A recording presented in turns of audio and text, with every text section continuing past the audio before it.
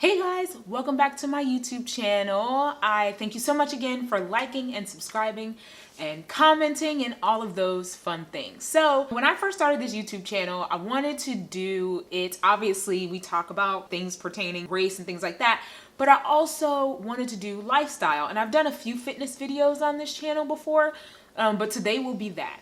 And the reason I wanted to make it a lifestyle channel is because I love my life and I want to be able to share it with you guys. And I really believe that, you know, there's so much negativity going around in this world. There's so many negative things happening, and just being able to share, you know, the happiness that I share in my life, even if it's just like with my family, you know, with seeing people I really didn't see great marriages growing up, and so, you know, seeing my marriage and our kids and, you know, my fitness journey, things like that, which is why I did this, so that, you know, obviously speaking on the things pertaining to race, those things are very important to me, and I didn't think I would be even a voice in the community, Black community, even teaching people about Black history or being anti-racist. I never thought I would be in that vein. But along with that vein, you know, I definitely have a heart to share me, who I am as a person, and just think different things like that. Today I'm going to share because I run a half marathon on Sunday. And I am freaking out. But I run a half marathon on Sunday, and it is my first race ever. Okay? Like, I've never even ran a 5K. I've never ran a 10K. I've never ran a 1 mile race. All right? The only thing that I have ever ran in my life, okay, was up and down a basketball court, and like the training for this happening. I kind of wanted to talk about really how I got started, and really, you know, talk about my fitness journey over the last year. I'll put a picture here, but over the last year, I've lost 75 pounds. I do not want to cry, because being not only a wife and a mom, a mother of two, but also being, I say older, I know I'm not older, I'm 32, but I'm the oldest I've ever been, you know? And being 32, I never thought that I could be in the best shape of my life, especially after having kids. I never thought I could do that, especially with my son only being a year and a half. And a lot of people always ask me, they're like, you know, oh, well, is the weight that you lost like just baby weight? Because I think a lot of times we'll just kind of push off in our mind like, oh, they just lost it because that's just all the water weight they gained from pregnancy. Y'all, no. I actually gained, out of all the kids, the most weight in between the time of my pregnancies. So my kids are 3.5 years apart, and I'm gonna expose myself. But when I had my daughter, I gained 15 pounds, and I was like 185, which isn't bad, not bad at all. I'm not saying it to be bad, but for me, it was, I wasn't even mad about that. Hey, 15 pounds, I had a baby, that's cool, that's awesome, you know? I mean, there are people out there that gain 100 pounds, which is still not bad, you know? It's your body, and you do whatever you want to do with it. There's obviously different factors that play into different pregnancies and stuff like that, but for me, I was very happy with gaining 15 pounds on my daughter. I was very happy. I was nursing her. I nursed both of my kids. I nursed my daughter for 2 years. My son is a year and a half now, and I still nurse him. And so I had stayed in that like 180 to 185 range all the way until I had finished nursing my daughter for 2 years. And after I finished nursing her, boy, look, did that weight skyrocket, okay? The highest I got up to, I say 215, but it could have possibly been higher, because there was a point where I just stopped weighing myself because I didn't want to be consumed with, oh my gosh, I have all this weight on me. Oh my gosh, you know, and start to look at myself through the lens of what the world sees as acceptable and healthy and all that stuff. I didn't want to do that. I knew that I had good blood pressure. My blood pressure has always been great. It's actually always been on the low side. It's like usually like 90 something over 50. It's always been that way. Like I've never had crazy high blood pressure. So that was pretty much how I was kind of going off of things. It wasn't that I wasn't eating, bad food all the time or anything like that. I was eating well. And then the things that I was eating too much of, which I said before, peanut butter was like the bane of my existence.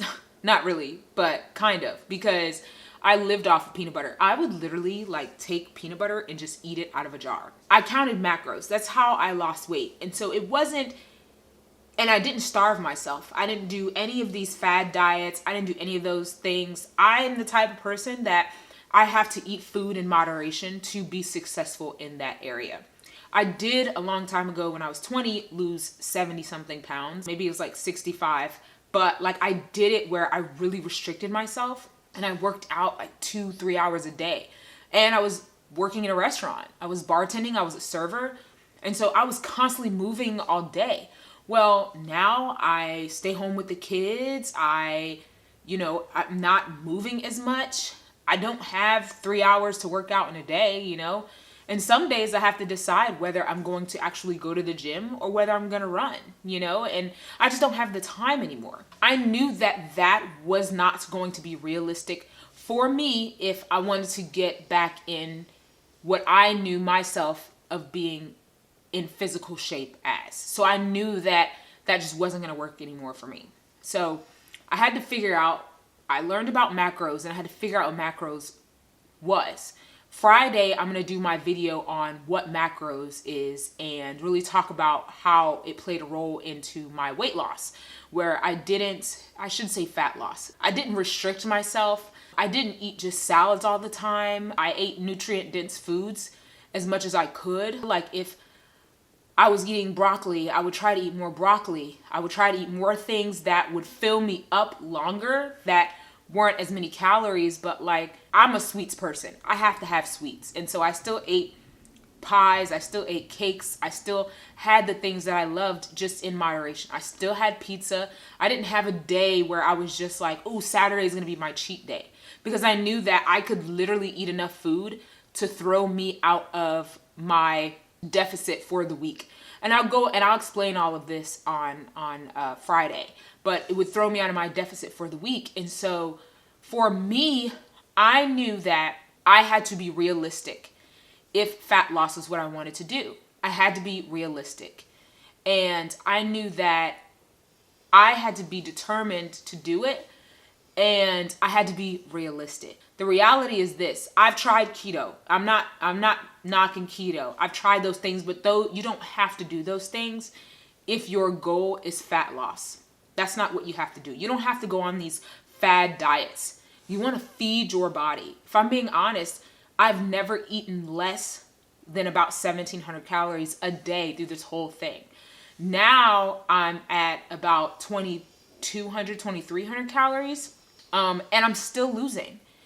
Which I'm each week I'm upping my calories a little more to kind of see where my maintenance is, because I'm eating 2,300 calories a day. I almost said a week. I'm eating 2,300 calories a day and I'm still losing weight. That just seems unreal.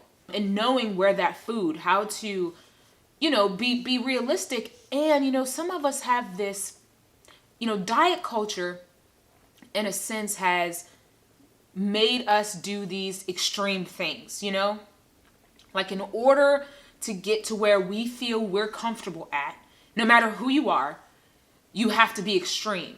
And then it's like, well, if I decide to lose weight or if I decide to lose fat for whatever reason, my personal reasons, then I'm not happy with who I am. And that's not the case at all. For me personally, I had a lot of hip pain.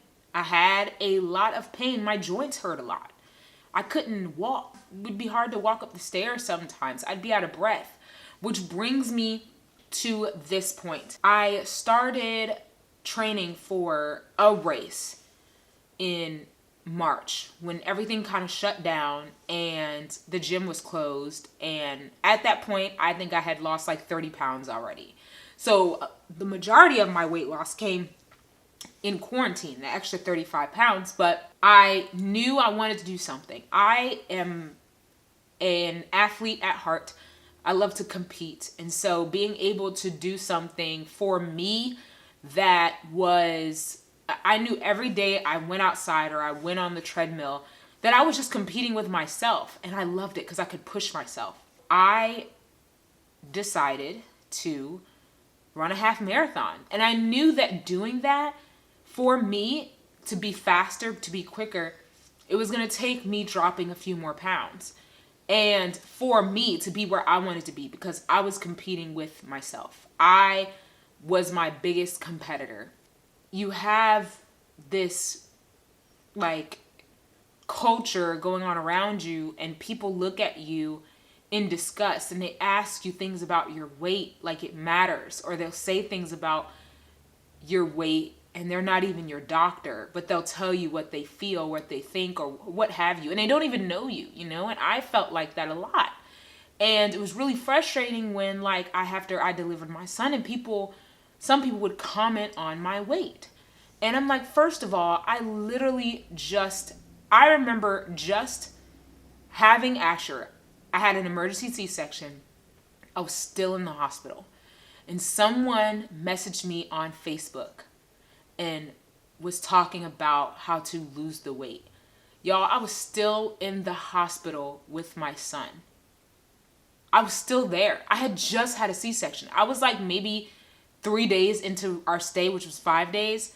I was 3 days in and someone sent me that, and I'm like, you can't even let me enjoy my baby before you decide that I'm not healthy enough or I don't look up to par for the standards of what you would think. And it's always funny because, and maybe this is a skinny privilege thing, because now I'm like 140, people don't reach out to me anymore about weight loss stuff. They don't reach out to me anymore. It's the craziest thing. And I can find clothes that I can wear, and that I don't feel like if I'm going into Target or whatever that they're not gonna have like my size clothes or anything like that. Like, I feel like I have clothes. I'll do a video on maybe skinny privilege. I don't know, but it's true. It's real. Skinny privilege is real. Food does not have to be the enemy. Food does not have to be the enemy. You need food. Food is not the enemy. And diet culture teaches us sometimes that food is the enemy, that we have to do these detoxes and these cleanses and, you know, these fad diets to be up to par with what society tells us that we're supposed to be up to par with. And we don't need that. None of us do, right? The goal is to be as healthy as we can and be okay with who we are, no matter our skin, no matter our weight, no matter what we do. Like, be happy with who God created us to be, right? And that includes weight. That includes what society, you know, tries to shove down our throats to tell us whether we are good enough or not. And that's a big thing, you know, with weight. It's a big thing with how people look at us. It's a big thing with having privileges like I talked about, skinny privilege, you know, which people don't think it's real, but it's a real thing. Someone who's been bigger and someone who's been smaller, let me tell you what, skinny privilege is real. It is a real thing. There are things that I experienced when I was heavier that I don't experience now, and vice versa. And so, you know, Friday I'm going to show you guys macros. I'm going to show you what I did. I'm going to show you how I calculate everything, because, I mean, I'm not a trainer. I don't expect to be, but, you know, I've helped several people feel comfortable in their own skin because of food not being the enemy anymore. And I'm telling you right now, it is time consuming. It can very well be time consuming. But for me, if this whole thing taught me anything, it taught me to have a better relationship with food and not beat myself up on days like Thanksgiving or Christmas or anything like that, where I can eat, you know, as much as I want and I'm not freaking out because the scale's up the next day. I'm going to have a video for you guys going into a lot more detail of how I actually went on to do macros. I'm going to make food. I'm going to, you know, kind of take you guys with me the rest of the week, how I calculate things, what I do, what I don't do, what I eat, what I don't eat. I eat everything, so it's not really what I don't eat anymore. Thank you guys so much for always liking and subscribing. And have a great week. And I cannot wait to show you and tell you how I did on my half marathon. I'm super excited, and I cannot even believe that I'm seriously running a half marathon. Like, this is unreal. But I love you guys. You're amazing. You're great. Have a great rest of your week. I will see you Friday. Bye.